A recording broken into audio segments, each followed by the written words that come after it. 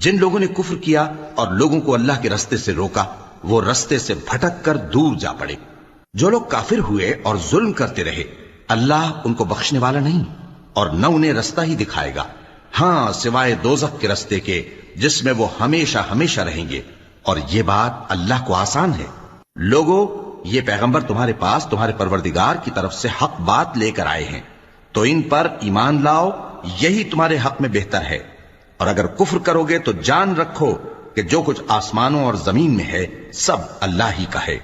اور اللہ سب کچھ جاننے والا ہے، حکمت والا ہے۔ اے اہل کتاب، اپنے دین کی بات میں حد سے نہ بڑھو اور اللہ کے بارے میں حق کے سوا کچھ نہ کہو۔ مسیح یعنی مریم کے بیٹے عیسیٰ بس اللہ کے رسول ہی تھے اور اس کا خاص حکم تھے جو اس نے مریم کی طرف بھیجا تھا، اور اس کی طرف سے ایک روح تھے، تو اللہ اور اس کے رسولوں پر ایمان لاؤ، اور یہ نہ کہو کہ خدا تین ہیں۔ اس اعتقاد سے باز آؤ کہ ایسا کرنا تمہارے حق میں بہتر ہے۔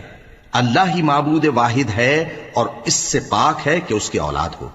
جو کچھ آسمانوں میں اور جو کچھ زمین میں ہے سب اسی کا ہے، اور اللہ ہی کارساز کافی ہے۔ مسیح اس بات سے عار نہیں رکھتے کہ اللہ کے بندے ہوں، اور نہ مقرب فرشتے عار رکھتے ہیں، اور جو شخص اللہ کا بندہ ہونے کو موجب عار سمجھے اور سرکشی کرے تو اللہ سب لوگوں کو اپنے پاس جمع کر لے گا۔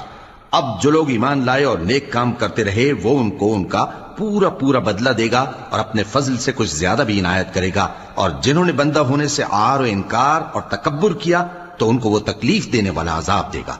اور وہ اللہ کے سوا اپنا کوئی حامی اور کوئی مددگار نہ پائیں گے۔ لوگوں، تمہارے پروردگار کی طرف سے تمہارے پاس ایک بڑی دلیل آ چکی ہے، اور ہم نے کفر اور ضلالت کا اندھیرا دور کرنے کو تمہاری طرف راہ روشن کرنے والا نور بھیج دیا ہے۔ پس جو لوگ اللہ پر ایمان لائے اور اس کے دین کی رسی کو مضبوط پکڑے رہے ان کو وہ اپنی رحمت اور فضل کی بہشتوں میں داخل کرے گا اور اپنی طرف پہنچنے کا سیدھا راستہ دکھائے گا۔ اے پیغمبر، لوگ تم سے کلالہ کے بارے میں حکم دریافت کرتے ہیں، کہہ دو کہ اللہ کلالہ کے بارے میں یہ حکم دیتا ہے کہ اگر کوئی ایسا مرد مر جائے جس کے اولاد نہ ہو اور نہ ماں باپ اور اس کی ایک بہن ہو تو اس کو بھائی کے ترکے میں سے آدھا حصہ ملے گا، اور اگر بہن مر جائے اور اس کی اولاد نہ ہو تو اس کے تمام مال کا وارث بھائی ہوگا،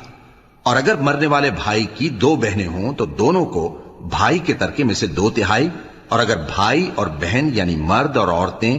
ملے جلے وارث ہوں تو مرد کا حصہ 2 عورتوں کے حصے کے برابر ہے۔ یہ احکام اللہ تم سے اس لیے بیان فرماتا ہے کہ بھٹکتے نہ پھرو، اور اللہ ہر چیز سے خوب واقف ہے۔